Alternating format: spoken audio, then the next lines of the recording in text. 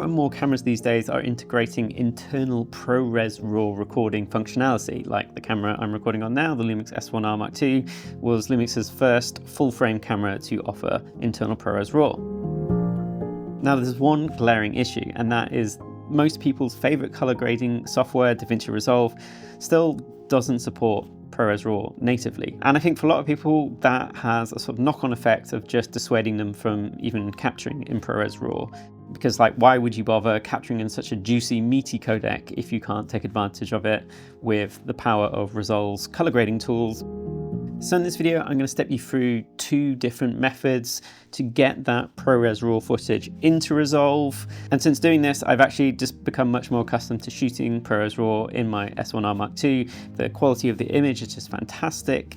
And I really want to take full advantage of that with my sort of color grading techniques and workflows that I already have set up in Resolve. This advice and these workflows will work for any camera and will allow you to take any ProRes Raw captured on any camera and take it into Resolve. So the first solution is moving away from that raw format and converting to something like ProRes 4444, which is a 12-bit codec, which is slightly compressed. And then the other is still maintaining that raw workflow in Resolve and converting ProRes Raw into Cinema DNG. Again, a 12-bit file, which allows you to maintain full access to stuff like white balance, ISO, and gamma, and stuff like that. ProRes Raw records in 12-bit, so both of these methods will preserve that 12-bit color depth and allow you to pull that into Resolve. Converting from ProRes Raw into ProRes 4444, I'm just going to call it ProRes from now on, gives you a nice chunky file to work with that's still 12-bit, but you will be baking in elements of the image processing. So you obviously lose some of the elements that you get in the raw workflow, so you'll be baking in white balance, ISO, gamma curve, color profile, color science, you know, whatever camera profile you're selecting. Benefits of the ProRes file is that it's very easy to edit. It works across lots of different systems. It's very efficient and streamlined to work with in terms of it being an editing codec. The downside to this is that converting ProRes Raw into ProRes will require extra software that can accept both ProRes Raw and can also output ProRes. And more often than not, that's going to be paid for software. So you're going to be looking at Final Cut 10 or Premiere Pro. For example, in Final Cut 10, all you'd have to do is lay out your ProRes Raw footage on your timeline. Then under the Raw tab, you know, select the ISO, white balance, camera profile, gamma settings that you want to bake into that file. And then you can export that timeline either as one continuous file or you can do it as, you know, individual clips. If you want to be efficient and quick, you could just export it all as one continuous file, bring it into Resolve, and then use the auto scene detection or clip detection, whatever it's called. And then that will automatically slice up the file for you within Resolve. And that might just save you a bit of time exporting individual files. In my experience, working with ProRes over, you know, Cinema DNG or something like that is pretty good. You know, as long as you've nailed your white balance and you don't need to make massive changes to that in post, then you should be absolutely fine. Don't forget, you can also use the HDR wheels within Resolve to map, you know, like your gamma and color space. And get that kind of almost raw-like control over stuff like white balance and exposure. It's not quite the same, not quite as refined, but it's going to give you pretty good granular control of elements like that with a 12-bit ProRes file. So if you want to maintain that raw workflow within Resolve, you know, converting ProRes Raw into Cinema DNG is probably going to be the best method for you. This essentially takes that ProRes Raw data, processes it and converts it into raw DNG image files.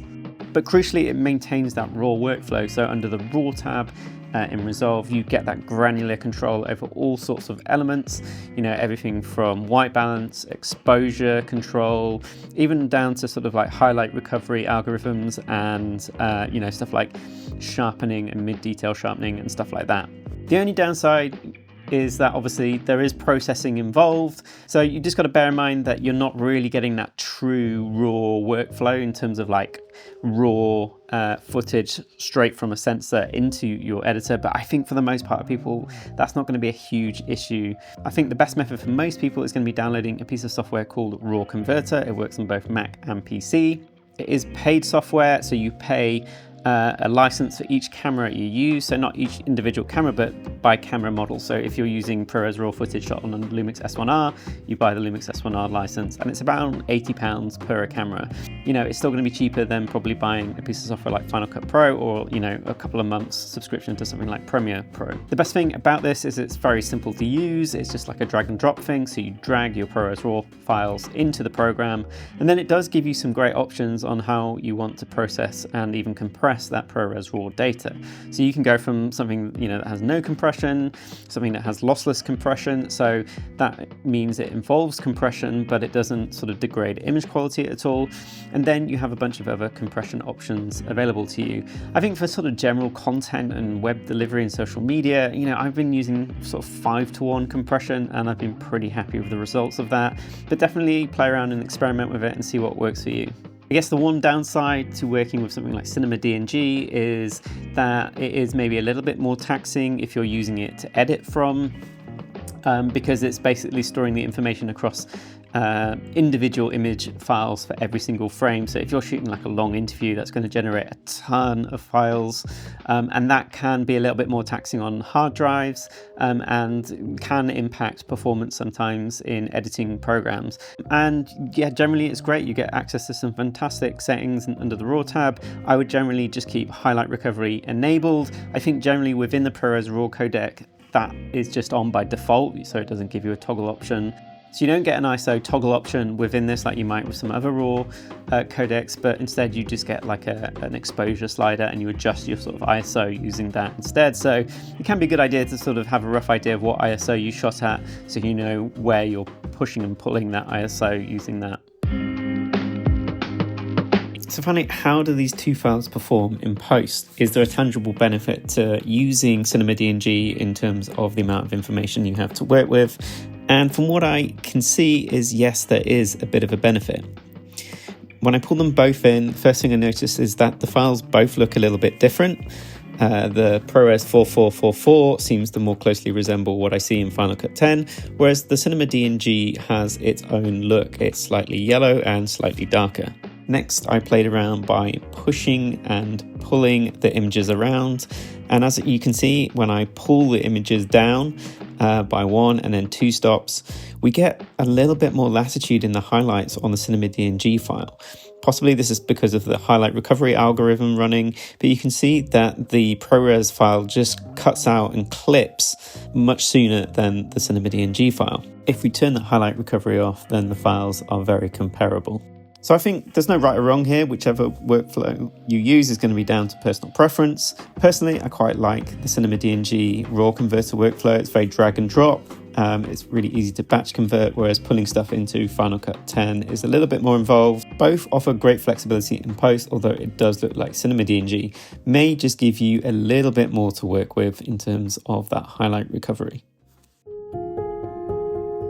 Hopefully one day we'll see compatibility for ProRes Raw within DaVinci Resolve, but until then, I think like a workflow like this is pretty reasonable. It's not adding too much time onto your workflow, although it probably will add a bit more demand in terms of storage. If you want to keep the original ProRes Raw files and the converted files, then that's really going to like increase the amount of storage that you're going to have to manage. But apart from that, I hope this helps. I'd be really interested to know about whether people really are taking advantage of shooting with ProRes Raw and using methods like this. Do you prefer working with just like a normal ProRes file, or are you also converting to Cinema DNG? Let me know in the comments down below. Thanks for watching. Please consider subscribing if you're not, and until next time, I'll see you later.